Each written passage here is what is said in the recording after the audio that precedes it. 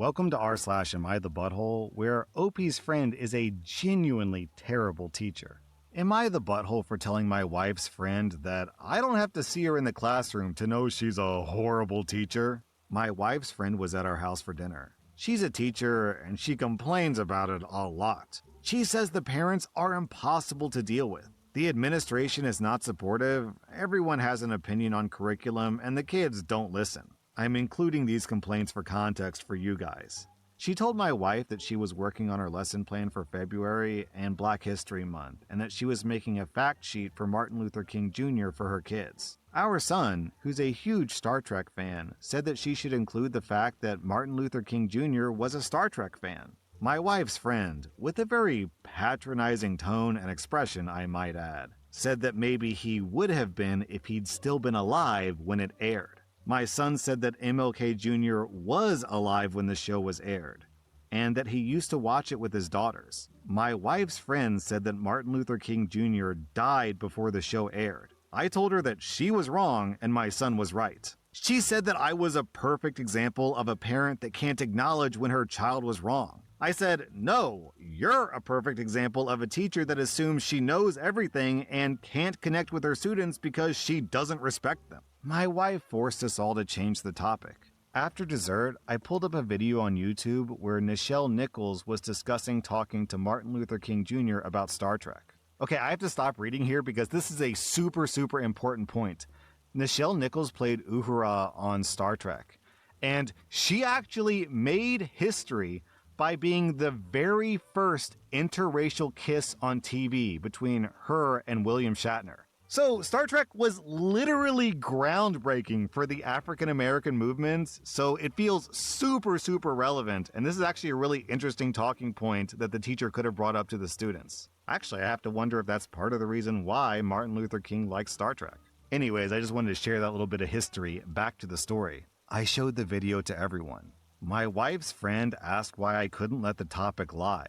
I said I didn't want my son to feel like he was wrong for sharing facts that he knows about his interests. My wife's friend said that I don't know what it's like to be a teacher. I said, I don't, but I know she's a bad one. She said I've never seen her in the classroom. I said I didn't need to because I see how she is in her daily life, and people are who they are regardless of where they are. That's a good line, OP.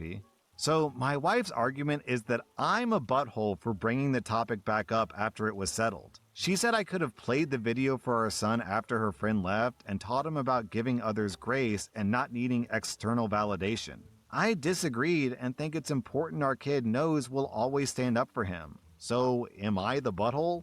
Oh yeah, down in the comments people are talking about Nichelle Nichols. I didn't know this. Apparently, Martin Luther King Jr. actually convinced her to stay on the show as a beacon to other people of color who saw her as an inspiration and hope for the future. Interesting, as a little girl, Whoopi Goldberg saw Nichelle Nichols and was inspired to become an actress herself, which she did. Whoopi eventually ended up on Star Trek: The Next Generation. It's a great story of why representation matters. Also, OP, I'm on your side. The friend does sound like a straight-up garbage teacher, and your wife is wrong for not having her son's back. On top of all this, your son is just literally factually correct. He is right.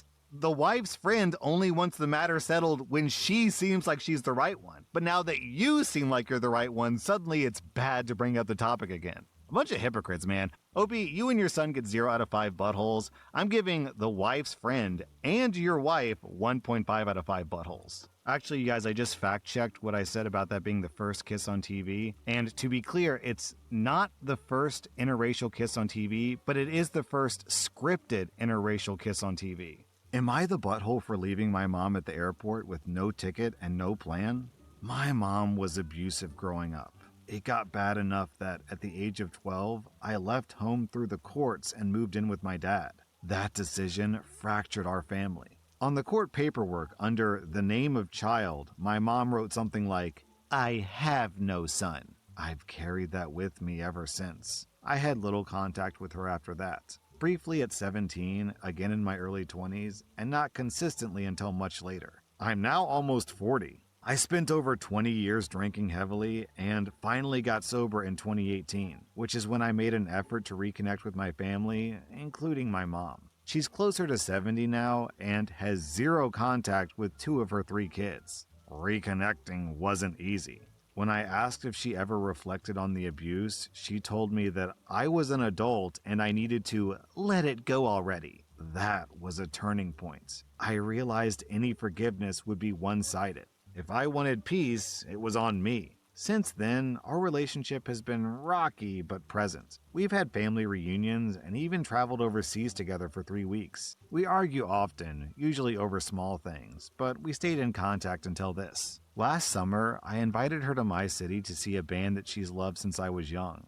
The plan was simple. She'd arrive on Wednesday, we'd go to the concert on Thursday, she'd fly out to visit my sister on Friday, and I'd leave early Saturday for my own trip. She agreed. When she arrived, she mentioned she'd only bought a one-way ticket and would book the Friday flight later. That made me uneasy, and I reminded her several times to make sure the ticket was booked. I thought I was clear in my wording and tone that I didn't want anyone staying in my house while I was gone. Friday came, the concert was fine. Then she told me that she still hadn't bought a plane ticket, and now, with prices having gone up, she planned to stay a few extra days while I was away. I told her plainly, I'm leaving at 5 a.m. tomorrow. You need to get on that plane. I even offered to cover the difference in cost. She refused and invited herself to stay at my place. That's when I said clearly that I wasn't comfortable with anyone staying in my home while I wasn't there. She accused me of not trusting her and said that she was my mother. I said it wasn't about trust, I just didn't want anyone in my house. The argument escalated. Finally, she said, "Fine, take me to the airport." I think she expected me to cave. I didn't. I packed the car, grabbed my daughter, and drove her to the airport in silence. When we arrived, it felt like a standoff, like she was waiting for me to say, "Never mind, don't go." But I didn't. I took her bag out, set it on the curb, and told her, "If you can't find a ticket, let me know. I can help you pay for a hotel." Then I left. Months later, I'm still thinking about it. I don't think I stranded my mom with no options. I offered to cover the cost of the flight and hotel. But I did leave her at the airport knowing she hadn't booked a ticket.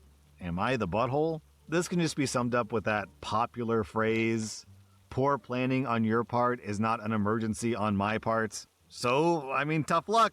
Fork over the money, buy a ticket, and leave. Go away. Your mom is clearly still being abusive and just stepping all over your boundaries, so I don't really have any sympathy. OP, you get 0 out of 5 buttholes. I'm giving your mom, based on this story alone, 1 out of 5 buttholes, but I'm guessing the actual score is probably way, way higher because of the undescribed abuse that OP suffered when he was a kid. So it's greater than or equal to 1 out of 5 buttholes.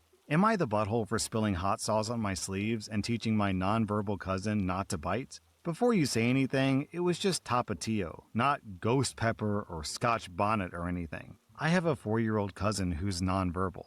He's a reasonably good kid, but he bites. And since I'm the oldest non-adult whenever our families get together, I'm the designated childcare for all the kids, including him. He bit me over the summer. He bit me at Thanksgiving and Christmas. He's bitten me many times. So I've been wearing my jean jacket around him for protection. Nobody else will do anything to help me, so I helped myself. New Year's Eve, I spilled a bunch of Mexican hot sauce on the sleeve and the cuffs of my jacket. He bit me. Then he stopped really fast and started screaming. Everyone came to check on him, but he wasn't hurt. He finally settled down. I washed my jacket on the first and didn't say anything. My aunt came over yesterday and I wore my jacket. He settled down and played. He didn't bite me. I told a friend of mine what I did, and she said I was wrong for doing that. I don't know. He needed to stop, and my aunt wasn't doing anything. I'm a 16-year-old girl, by the way. I'm going to read this top post from Physical Front, not the butthole, and I'm proud of you for coming up with something simultaneously villainous, educational, and harmless. I don't think I would have come up with such a neat solution at that age. And then Consequence Fairy says, "My oldest was a biter, until I bit her back. Sometimes basic mammalian parenting instincts really are the easiest way to get through."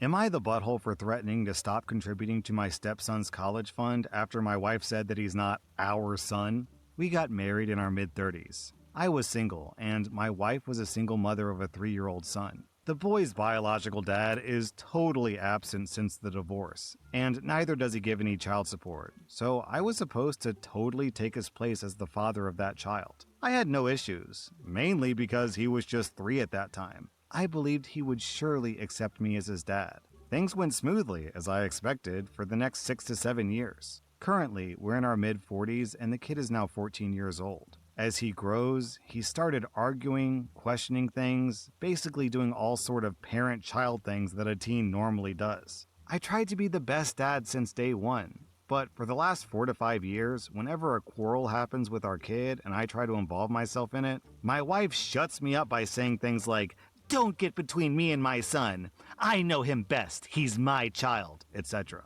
Even though she says that in complete anger, it hurts badly. I feel that such things shouldn't be said no matter what. Although I've been doing a full-time job, it's not like I'm an absent father. I give most of my remaining time to my family. My connection with old friends has weakened, and I made new attachments at work. I've discussed this with her 2 to 3 times in the past, and she just shrugs it off. Although she doesn't argue, but she gets kinda sorry. She very rarely says sorry directly. It just reflects in her behavior. But the same thing happens even after that, like in 4 out of every 10 fights we have with our kid.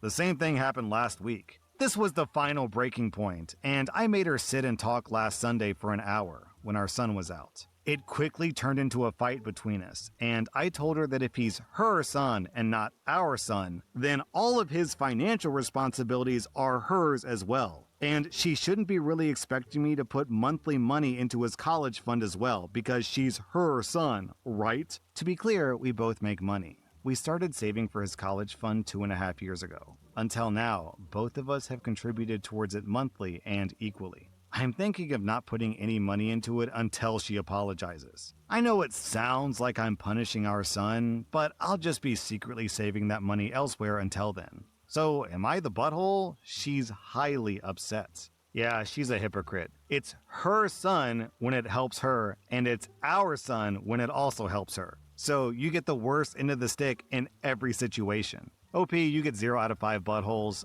I'm giving her 2.5 out of 5 buttholes. Am I the butthole because I took my mask off when I knew that I was sick?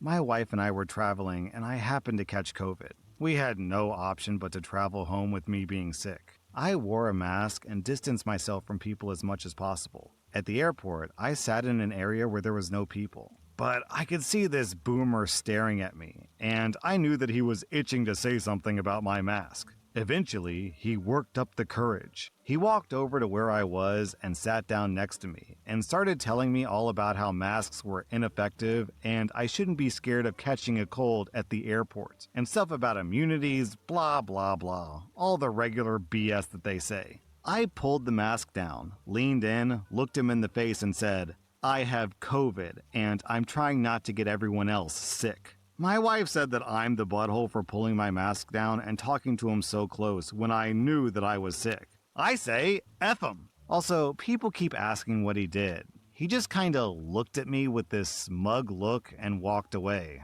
I'm not even sure he believed me. OP, I wouldn't sweat it. You literally gave him exactly what he wanted. That was r/Am I the Butthole, and if you like this content, check out my podcast where I publish the exact same episodes. Also, hit that subscribe button because I put out new Reddit videos every single day.